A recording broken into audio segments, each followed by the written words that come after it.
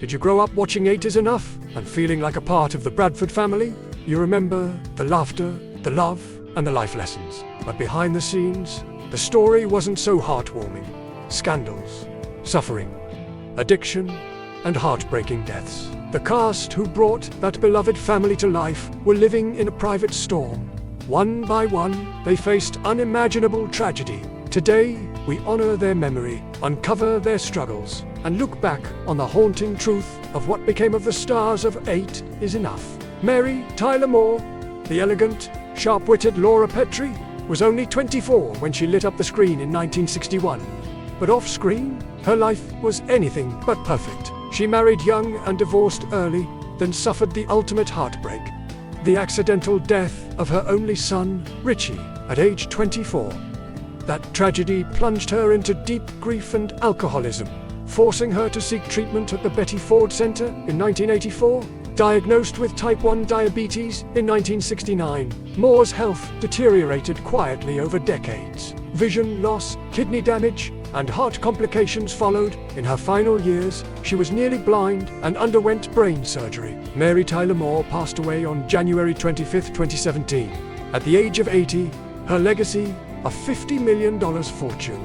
And the bittersweet story of a woman whose smile hid a world of sorrow. Rose Marie, the fierce, funny Sally Rogers, was just 38 when she joined the show. But her journey in entertainment began long before, and much darker. As a child star, she performed under the control of mob figures like Al Capone. She needed mob permission to work in major venues. Later, she spoke out against sexual harassment, and was punished for it, blacklisted from major film roles.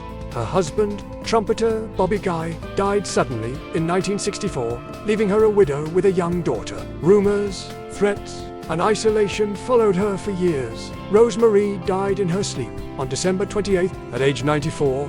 She left behind $5 million and a legacy of courage in the face of cruelty. Maury Amsterdam, the fast-talking, joke-cracking Buddy Sorrell, carried a hidden past shaped by survival and secrecy. He began performing in speakeasies run by Al Capone and narrowly escaped a shootout in his teens. Rumors swirled that he maintained ties with organized crime to break into Hollywood. He was accused of joke theft and was quietly blacklisted by some in the industry. At home, he had strained relationships with his children and was seen as a distant father. Maury came to resent being typecast. Eventually withdrawing from public life, he died on October 28th from a sudden heart attack at age 87, leaving behind $3 million and a legacy marked by both talent and controversy. Carl Reiner, the genius behind the show and the man who played Alan Brady, was a powerhouse of ambition and conflict. He clashed with writers, fired collaborators, and controlled creative direction with an iron grip.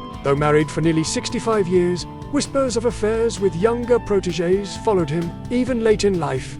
His competitive nature unsettled colleagues. He passed away on June 29, 2020, at age 98, leaving behind a massive $70 million estate and a reputation as both a legend and a feared gatekeeper of Hollywood. Jerry Paris was the charming neighbor on screen and an Emmy-winning director off-screen, but his personal life was riddled with turmoil. Addicted to prescription stimulants in the 60s, he became erratic and difficult on set. His marriage to Ruth Benjamin was stormy, shadowed by rumors of affairs and deep emotional distance. He longed for recognition as a true director, but never escaped the shadow of bigger names. Diagnosed with a brain tumor, he underwent multiple surgeries before passing away on March 31, 1986, at the age of 60. His net worth, just $2 million. A small sum for a man with so much creative fire. And Morgan Gilbert was the lively Millie Helper, but her off-screen world was filled with heartache.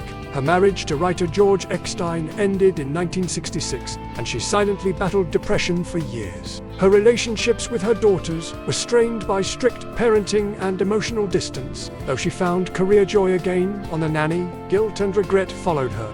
Diagnosed with cancer in her later years, she died on June 14, 2016, at age 87.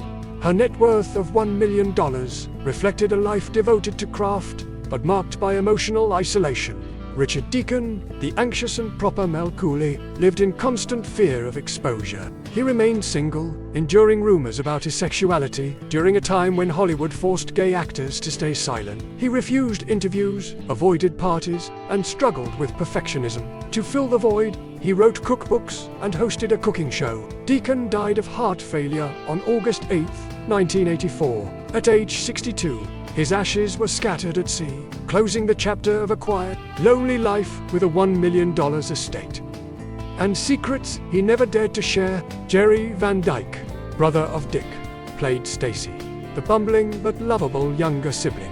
Yet Jerry's life was anything but light. He turned down the role of Gilligan, a decision he regretted forever. His career saw flashes of success but was mostly filled with missed chances. Tragedy struck in 1991 when his daughter Kelly Jean died by suicide. His marriages were tense, marked by rumors of infidelity and alcoholism.